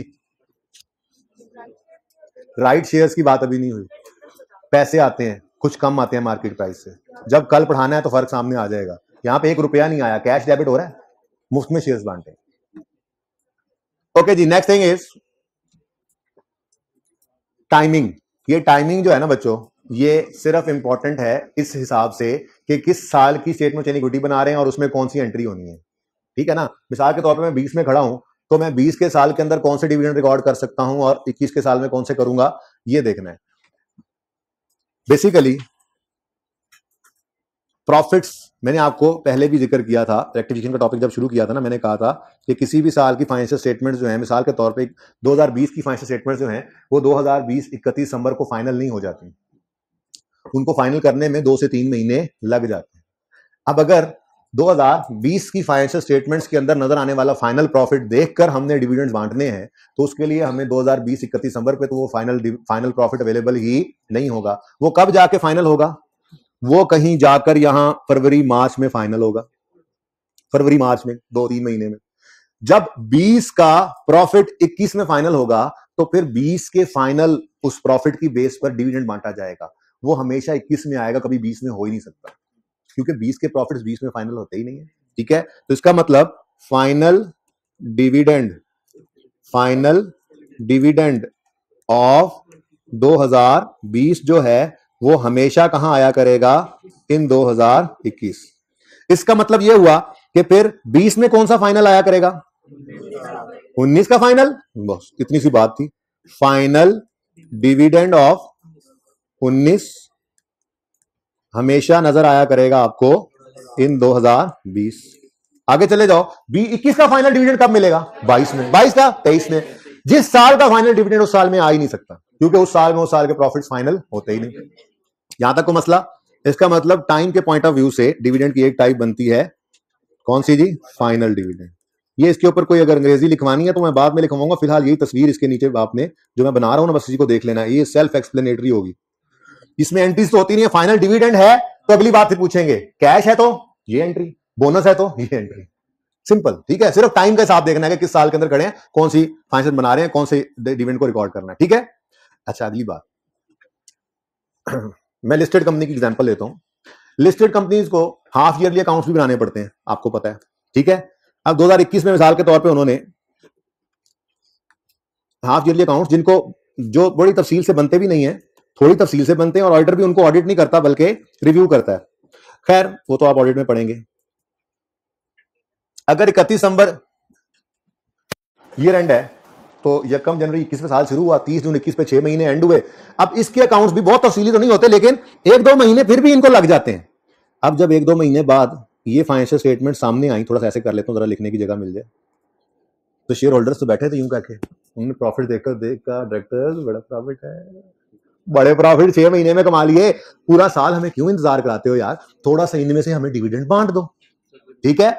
अब ये 21 के साल का प्रॉफिट नहीं है, इंटरिम प्रॉफिट है। क्या है जी? Interim profit, not final. ठीक है। तो इसकी बेस पे जो डिविडेंड बांटा जाएगा वो भी इंटरिम डिविडेंड कहलाएगा। अब ये 21 वाले साल का इंटरिम डिविडेंड 21 में मिलेगा, इसके लिए 22 में जाने की जरूरत नहीं है। यानी फाइनल डिविडेंड जो है ये 20 के प्रॉफिट्स में से बट रहा है, मिसाल के तौर पे 21 में, लेकिन 21 का इंटरिम 21 के ही प्रॉफिट्स में से बट जाता है। प्रॉफिट परसेंटेज नहीं लगानी, किस पे लगानी है वो बताऊंगा मैं, सिर्फ लिखवाऊंगा, बताऊंगा कल। तो इसका मतलब दूसरा जो टाइप है डिविडेंड का वो है इंटरिम डिविडेंड, और ये जिस साल का होता है उसी साल में नजर आता है। तो फिर 20 के बारे में क्या ख्याल है? 20 के बारे में भी ऐसा ही है। मैं हाफ ईयरली के जम्पशन ले रहा हूं, हाफ ईयरली, क्वार्टरली, ये 9 मंथ्स के भी अकाउंट्स बनाते हैं वो लोग, छोड़ो उस बात को, फिलहाल तो ये मिड ऑफ द ईयर ही रखो। 6 महीने के प्रॉफिट को देख के फिर राल्ट अप की शेयर होल्डर्स की, कहा थोड़े से डिविडेंड बांट दो। हमने कहा अच्छा, तुम इंटरिम डिविडेंड की बात कर रहे हो, इंटरिम डिविडेंड ऑफ 2020 इन 2020। ये बात समझ आई? इसका मतलब 2 तरह की टाइम क्लासिफिकेशन हो सकती है डिविडेंड्स की, एक फाइनल होते हैं और दूसरा इंटरिम। ठीक है जी। अब मिसाल के तौर पे ये किस लिए पढ़ाया? ये इसलिए पढ़ाया कि मिसाल के तौर पे अगर हम 2020 की स्टेटमेंट ऑफ चेंज इक्विटी बना रहे होंगे तो सवाल में कई सारे डिविडेंड देगा। हम 20 की स्टेटमेंट ऑफ चेंज इक्विटी बनाते हुए फाइनल ऑफ 19 और इंटरिम ऑफ 20 सिर्फ लेंगे। अगर इसके अलावा कोई भी होगा तो उसे इग्नोर कर देंगे। ठीक है। बाकी इंटरिम एक से ज्यादा भी हो सकते हैं, फाइनल एक ही होता है। लेकिन ये डिविडेंड कैश भी हो सकता है, बोनस। जब डिविडेंड अनाउंस हुआ तो फिर पूछेंगे अगली बात, फाइनल है, अच्छा ठीक है, कौन सा है? कैश है तो पहली एंट्री, बोनस है तो दूसरी एंट्री, चेंज इन इक्विटी बनानी है। ठीक है, सही है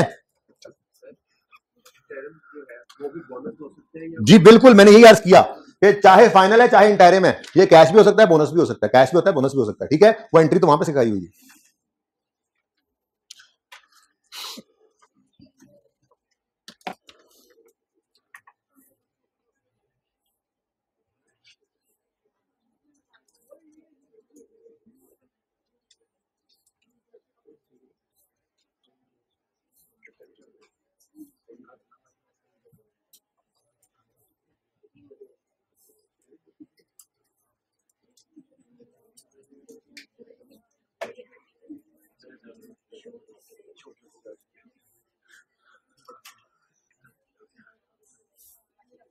अच्छा जी, ये क्वेश्चन है पेज 483 पर।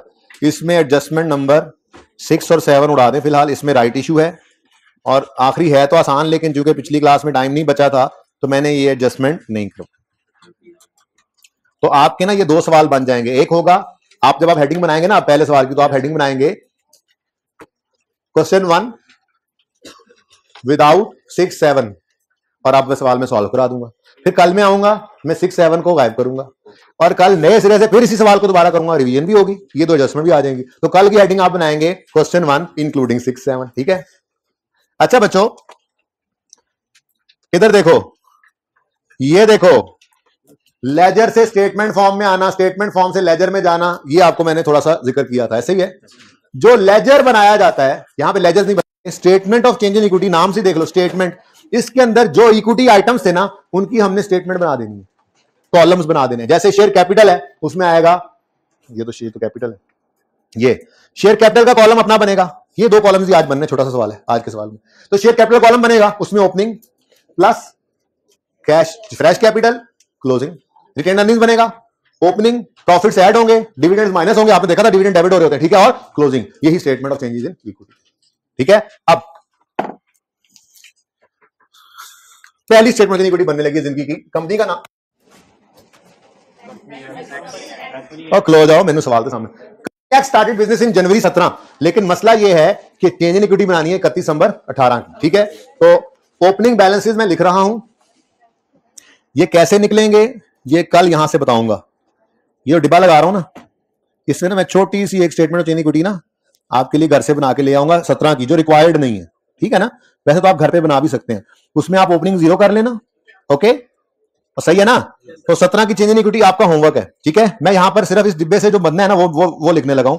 Opening capital, sorry, opening balances यूं करके मैं लिख देता हूं। ओपनिंग बैलेंसेस में शेयर कैपिटल का बैलेंस है 50, रिटेन्ड अर्निंग्स का बैलेंस है 30। ये सवाल मैंने थोड़ा सा बदल दिया ताकि पिछले साल की चेंज इन इक्विटी आपको देखनी सोचनी भी ना पड़े। अब ओपनिंग बैलेंसेस इस तरह से सवाल में गिवन होते हैं, सवाल में गिवन ही इसी तरह से होते हैं, आप पास पेपर जब देखेंगे तो ओपनिंग गिवन होते हैं नॉर्मली। ठीक है। मैंने क्या बनाना है जी, नाम क्या है इसका, एक्स कंपनी। बनाने क्या लगे हो, statement of changes in equity. ये नाम जरा छोटे छोटे लिख दिए। और period and for the year ended 31 December 18। ठीक है जी। और मेरे पास अवेलेबल हैं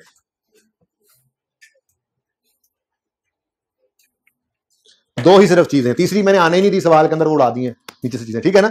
तो दो चीजें हैं, एक है शेयर कैपिटल, दूसरा है रिटेन अर्निंग्स। ये वही लेजर्स हैं बच्चों, बस स्टेटमेंट फॉर्म में कर रहे हैं। टोटल का कॉलम घर पे बना लेना, एंड पे टोटल का कॉलम भी आता है। ठीक है, ओके।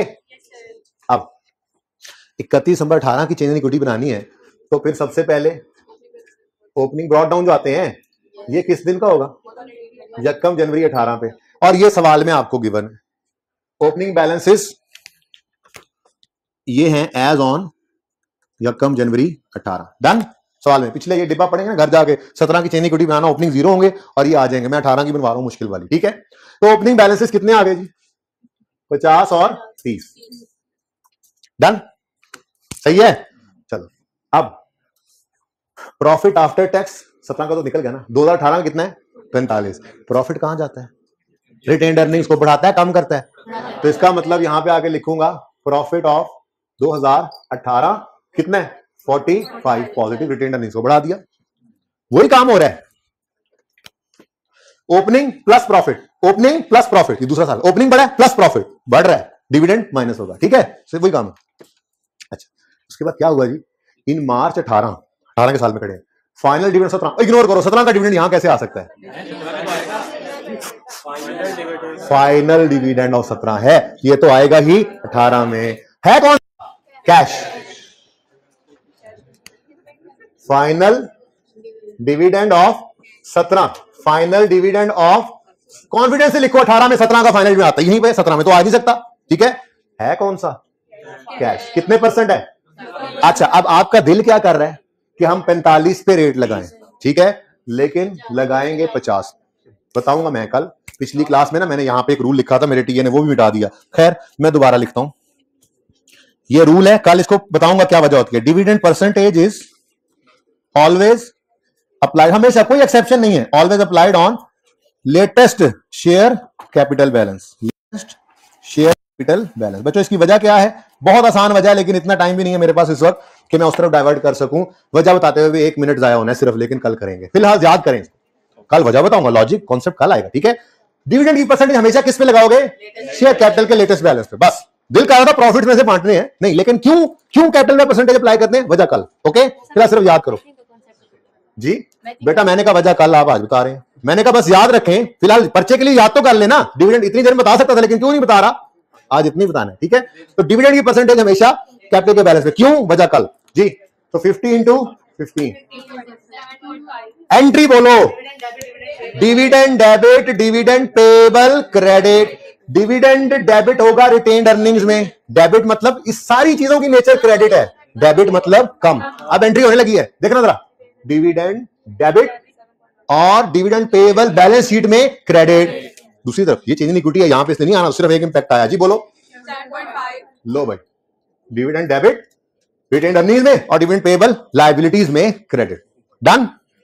और लास्ट है, आज की लास्ट एडजस्टमेंट है, सितंबर 18 में इंटरिम डिविडेंड बांट दिया, और दोनों ही हैं आज, दोनों ही हैं, दोनों आगे भाई इंटरिम के वक्त में। तो यहां पे हम लिखेंगे इंटरिम डिविडेंड ऑफ 18 में ही होता है। अब कैश भी है, बोनस कैश। अगेन रूल क्या है, रूल परसेंटेज ऑफ डिविडेंड हमेशा, तो 50 इंटू जल्दी से बताओ 4% है, और साथ ही बोनस, सर्फ एक्सेल भी और बोनस भी, 50 इंटू 6%। अब दोनों की एंट्रीज डिफरेंट है, एंट्रीज डिफरेंट है जी। पहली entry dividend debit, dividend payable, cash dividend की एंट्री कितने से?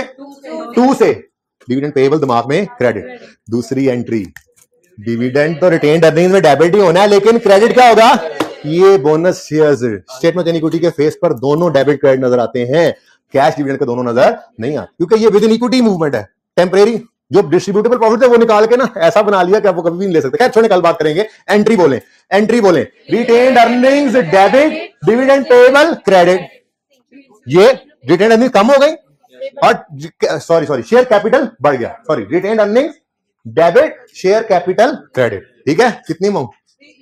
3 से, retained earnings debit, share capital credit, और सवाल खत्म। कल यही सवाल दोबारा कराऊंगा ताकि रिवीजन भी हो, और उसमें एडजस्टमेंट भी डालेंगे। अब अगली बार टोटल कॉलम बना के आना। क्लोजिंग कितना है? Statement of change in equity में इसके अलावा कुछ नहीं सोचना, कुछ नहीं करना, टाइमथी वाला सवाल कंप्लीट करके आना है, लाजमी मैं कल चेक करूंगा, ठीक है।